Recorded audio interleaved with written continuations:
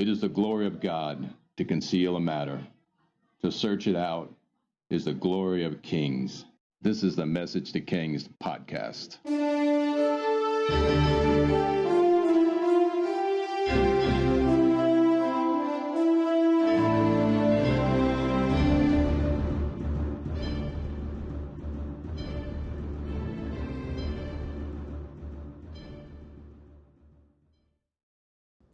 Episode 223, The Lion's Den.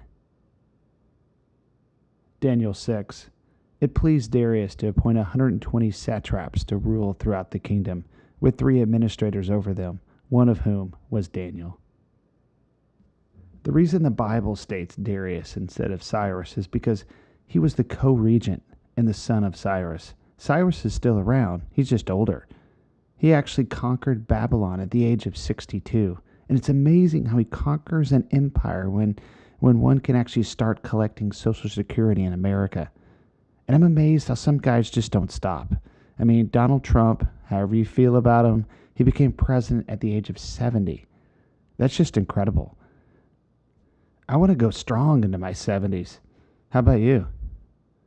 Cyrus is now co-ruling with his son Darius. Darius will soon become the ruler of the entire Persian Empire. The account continues. And check out the favor Daniel has again. And it doesn't matter who's in charge. Daniel has incredible favor. Instantly, he's a top 3 administrator in the kingdom of the Medes and Persians. And at this stage, he's moved to Persepolis, or one of the Persian capital cities. So he kind of moved north out of Babylon, but then he goes east. To the far cities in Persia. It could be Susa, it could be Persepolis or some other city. And he's leaving his home Babylon that he knew the majority of his life. And regarding the appointment of these administrators, and this is something I remember learning about Augustus and in the Roman time period from the History of Rome podcast. Augustus would appoint administrators for life, and these guys would run the administrative part of the empire. And often they were eunuchs, or they were brilliant men who made sure everything worked properly, from taxes to administrative responsibilities, building projects. It was the Caesars or rulers who conducted campaigns and did the extravagant building projects. But the lifetime administrators were the ones who enabled the empire to continue to run while the wars of succession and disastrous internal struggles occurred. It's these guys who made sure the empire continued regardless of politics. And here we see a working model as well. And there's even a biblical comment. The satraps were accountable to the administrators so that the king might not suffer loss. AKA, the king could be away or doing something else or fighting in wars. But government would continue. Daniel 6:2. The satraps were made accountable to them so that the king may not suffer loss. Now Daniel so distinguished himself among the administrators and the satraps by his exceptional qualities that the king planned to set him over the whole kingdom. And at this, the administrators and satraps tried to find grounds for charges against Daniel in his conduct of governmental affairs, but they were unable to. They could not find no corruption in him at all, because he was trustworthy and neither corrupt nor negligent. And finally these men said, "We will never find any basis for charges against this man Daniel unless it has something to do with the law of his God." So Daniel has this incredible favor. And while the Babylonians were autocratic and Nebuchadnezzar could do anything he wanted, the Persians had a different governmental system. They actually had a powerful set of laws in their kingdom.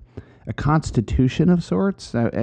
Be careful not to say constitution. They just had a powerful set of laws that held the king accountable. The king could repeal any law he wanted, but not without a significant amount of approvals required from his people. And this is something that hindered a good king, but held a bad king accountable. It's actually this accountability that some of the other administrators will try to trick Cyrus or Darius into getting rid of Daniel. So something else about Cyrus. In the British Museum, we have an item called the Cyrus Cylinder, which reads off his achievements. And one of the achievements that's kind of touted from this Cyrus Cylinder was his tolerance. Cyrus showed an incredible acute ability to manage his vast empire. While the Assyrians deported peoples or killed them, the Babylonians did something a bit more moderate. The Persians were incredibly liberal, and it's a reason why Cyrus is touted in world history so much. He demanded taxes, but he let people keep their customs and their religion. He allowed a freedom of religion and tolerance for peoples throughout his empire. He gained great favor of the people by moving people back to their homelands, like the Jews. And this also falls along the lines of some ideas spreading throughout the world at the moment. In a short amount of time, a few cities placed in the western world of Europe will overthrow their kings and arrive at new forms of government never before seen in the world. It's an idea, and it's a revolutionary one, the idea of freedom, self-government. Maybe it's religious in nature. Maybe God released it on the earth to renew ideas and freedom. Maybe it was birthed through philosophy and simple logic being applied on the planet. Wherever it came from, Cyrus was radical for his time as well. He conquered areas and did demand taxes. He waged his wars and his campaigns, but he allowed for religious freedom and local government. He allowed others to rule themselves, and this was revolutionary. So let's consider the Cyrus cylinder again. This is found in the British Museum. And man, there's so much stuff in the British Museum. Here's a write-up on the Cyrus cylinder from the British Museum site. And yes, 15 years ago when I went there, I just walked right by it like an idiot.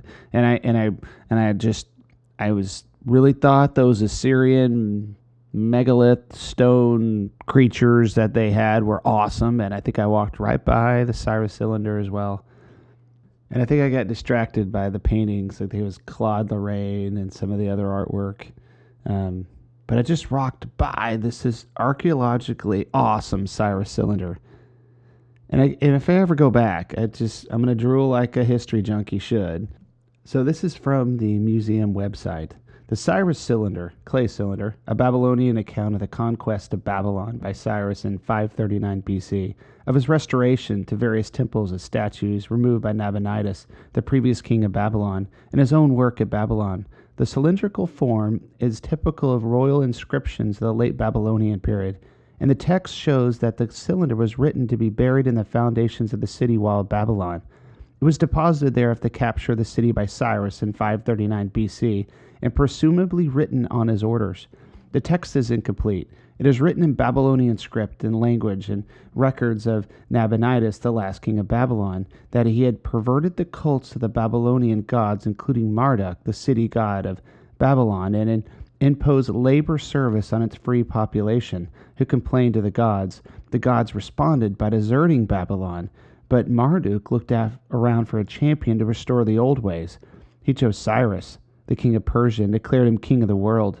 First, Cyrus expanded his kingship over the tribes of Iran, ruling them justly. Then Marduk ordered Cyrus to march on Babylon, which he entered without a fight.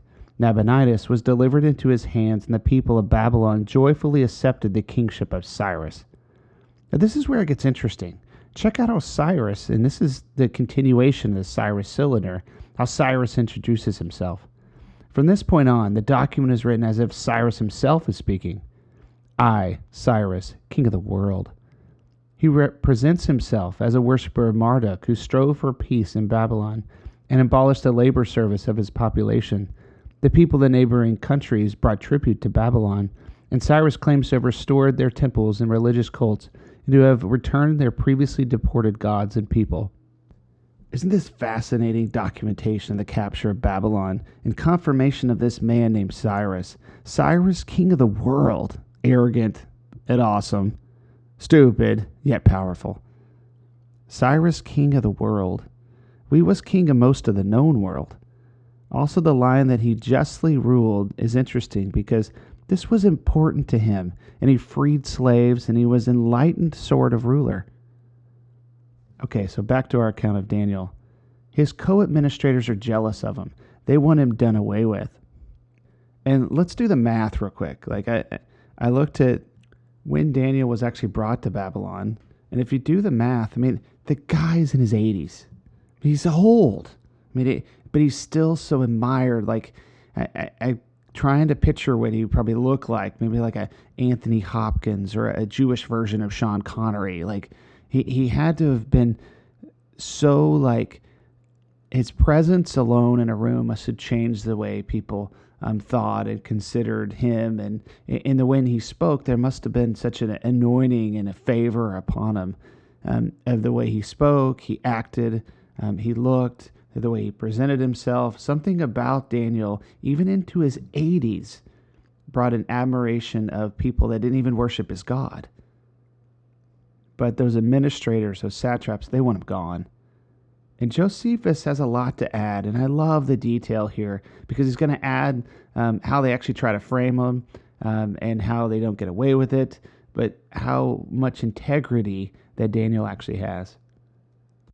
However, while Daniel was in great dignity and in great favor with Darius, and was alone and trusted with everything by him, having somewhat divine in him, he was envied by the rest, for those who see others in greater honor than themselves with kings envy them.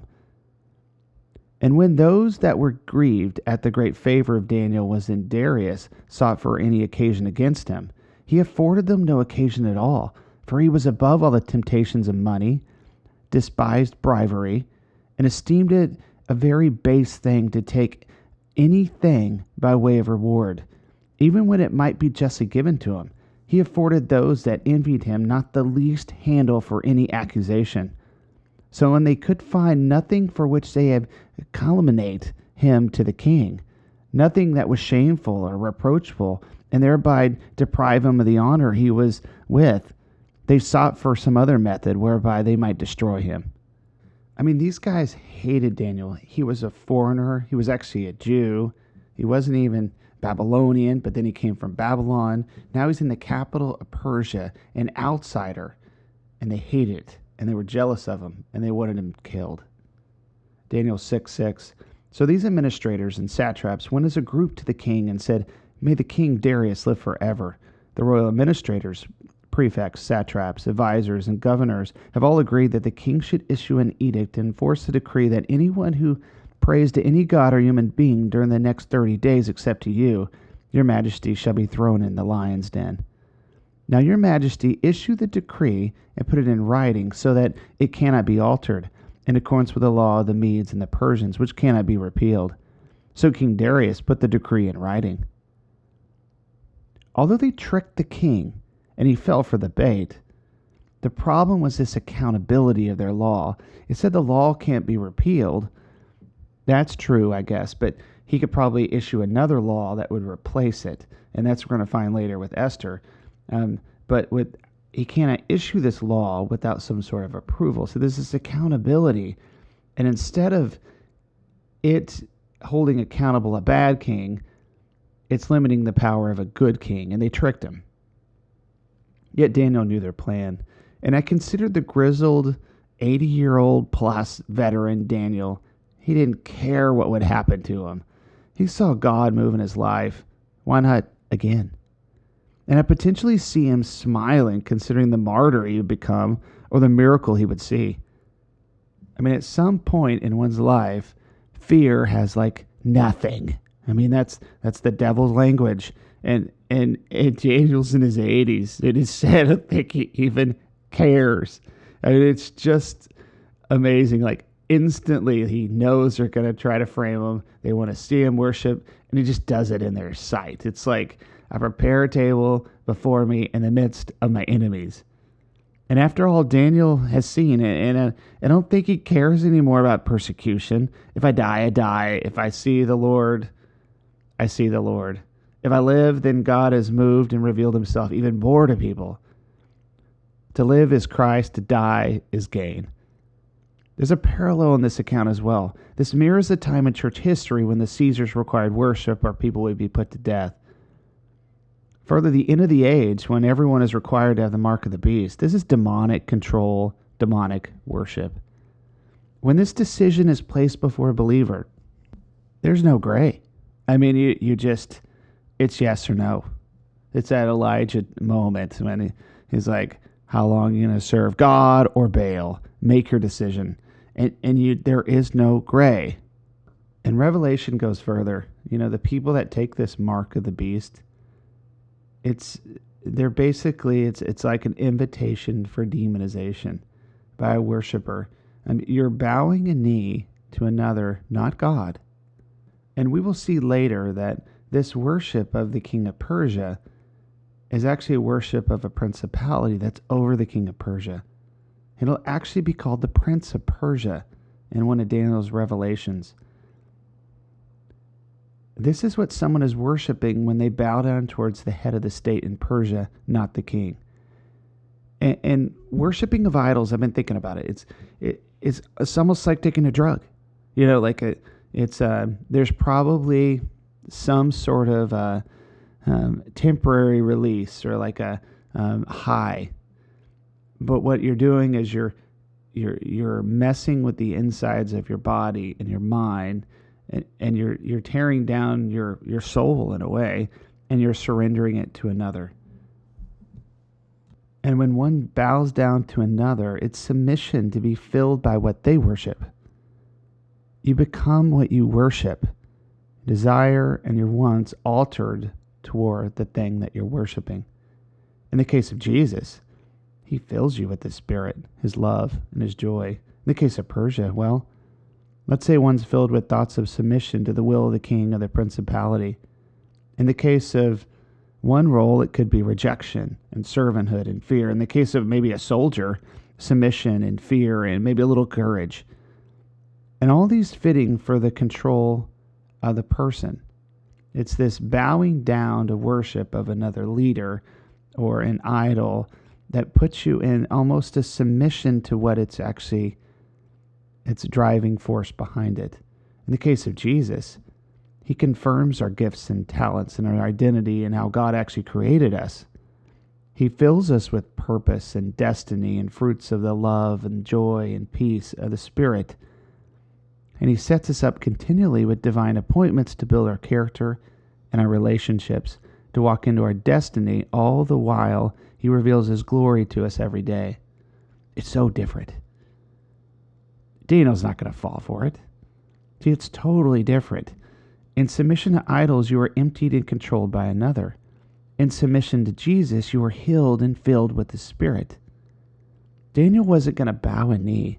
The Christians in the days of the Roman persecution, they wouldn't bow a knee. There were some, but most of them did not bow a knee and worship to Caesar. True believers at the end of the age aren't going to bow a knee. They're not going to take the mark of the beast. It's the fullest picture of abandonment to God, bowing a knee to worship another. In this case, it's not a small compromise. It's the essential truth. It's the essential decision in life. The decision of a lifetime. Who will you worship? Daniel 6:10. Now when Daniel learned that the decree had been published, he went home to his upstairs room where the windows opened towards Jerusalem. 3 times a day he got down on his knees and prayed, giving thanks to his God, just as he had done before. Then these men went as a group and found Daniel praying and asked God for help. Then they went to the king and spoke to him about his royal decree. Did you not publish a decree that during the next 30 days anyone who prays to any god or human being except to you, your majesty, would be thrown in the lion's den? The king answered, the decree stands in accordance with the law of the Medes and Persians, which cannot be repealed. Then they said to the king, Daniel, who is one of the exiles from Judah, pays no attention to you, your majesty, or the decree you put in writing. He still prays 3 times a day. And when the king heard this, he was greatly distressed. He was determined to rescue Daniel and make every effort until sundown to save him. He truly did make every effort to save Daniel according to the limited law and the ability in his hands. But he probably couldn't get enough to agree with him, or the right representatives, to pass a new law that would circumvent it, or to cancel it. Though it said he couldn't really be repealed, maybe there was another, way through the legal system that he could do this. But these guys who tricked him, they're not going to agree to a change. It was all done for a reason. And these guys are persistent, and with it, they show their true colors. And Darius sees all of these guys are against Daniel. They're the ones who framed and even tricked him to cause him to be killed. Darius clearly sees the power of these administrators that tricked him, and he sees what they're up to. He feels betrayed by them, and he would have his justice. Daniel 6:15. Then the men went as a group to King Darius and said, Remember, your majesty, that according to the law of the Medes and Persians, no edict or decree that the king issues can be changed, So the king gave the order, and they brought Daniel and threw him in the lion's den. The king said to Daniel, "May your God, whom you serve continually, rescue you." A stone was brought and placed over the mouth of the lion's den, and the king sealed it with his own signet ring and the rings of his nobles, so that Daniel's situation might not be changed. Then the king returned to his palace and spent the night without eating and without any entertainment being brought to him, and he could not sleep. Imagine Daniel being put in the lion's den. Unbelievable horror. He was going to be eaten alive because he refused to not worship his God. But in the flesh, Daniel must have been terrified. But in the spirit, he must have rejoiced in the opportunity of God showing up. Regardless, any human being entering a lion's den must have been messed up. The moment of entering the lion's den must have been frightening for any person. I picture Daniel praying like crazy as he enters the lion's den. Now we actually see another fast in the Bible here. The king truly loved Daniel, and he didn't want him to die. It said he fasted all night and denied entertainment, and he couldn't sleep. Want to do a king's fast? Fast all night. Ha. Want to approach the king? Fast for 3 days, like Esther. Daniel 6:19. At the first light of dawn, the king got up and hurried to the lion's den. And when he came near the den, he called to Daniel in an anguished voice, "Daniel, servant of the living God, has your God, whom you serve continually, been able to rescue you from the lions?" Daniel's answer, "May the king live forever. My God sent his angel, and he shut the mouth of the lions. They have not hurt me because I have found innocent in your eyes, nor have I ever done anything wrong before you, your majesty." The king was overjoyed and gave orders to lift Daniel out of the den. And when Daniel was lifted from the den, no wound was found on him because he had trusted in his God. An angel came and shut the mouth of the lions. That's awesome. Don't you love the book of Daniel? It's so full of the supernatural. Can you imagine what that looked like? An angel came and shut the mouth of the lions. I love Daniel's response. "I was found innocent in his sight. Because of this, they couldn't harm me." How about that promise? I was found innocent in his sight, and they couldn't harm me. Almost sounds like Isaiah 54:17. And it's the King James that got this one right. "No weapon that is formed against us shall prosper. Every tongue that shall rise against thee in judgment shall be condemned." We're all innocent by the price that Jesus paid on the cross. If we would embrace it and walk in it, receive this promise and walk in it. No weapon of the enemy has power over you because we're innocent in Jesus' sight. The king's reaction was deadly to those who tricked him. Daniel 6:24. At the king's command, the men who had falsely accused Daniel were brought in and thrown in the lion's den, along with their wives and children. And before they reached the floor of the den, the lions overpowered them and crushed all their bones. Matthew 23:12. For those who exalt themselves will be humbled. Those who humble themselves will be exalted. We conclude this account with ancient worldwide evangelism.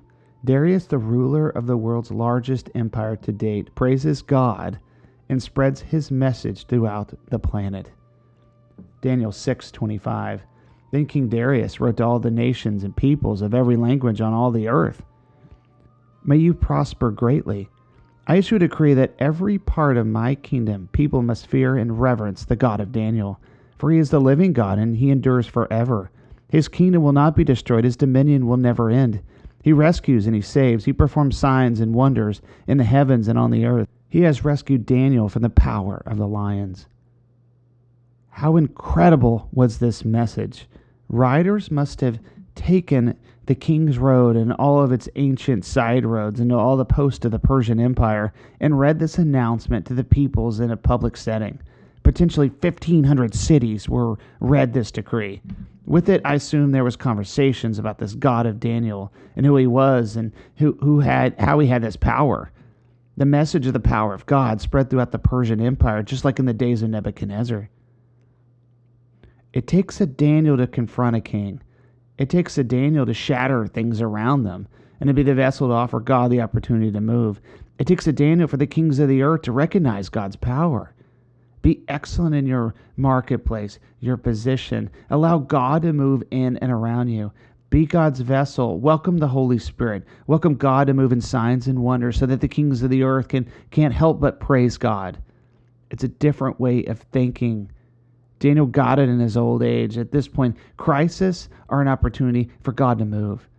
Surrender all to Him, even the disasters and the crisis of life. Offer Him a chance to move so the kings of the earth will not help but notice the power of God and praise Him.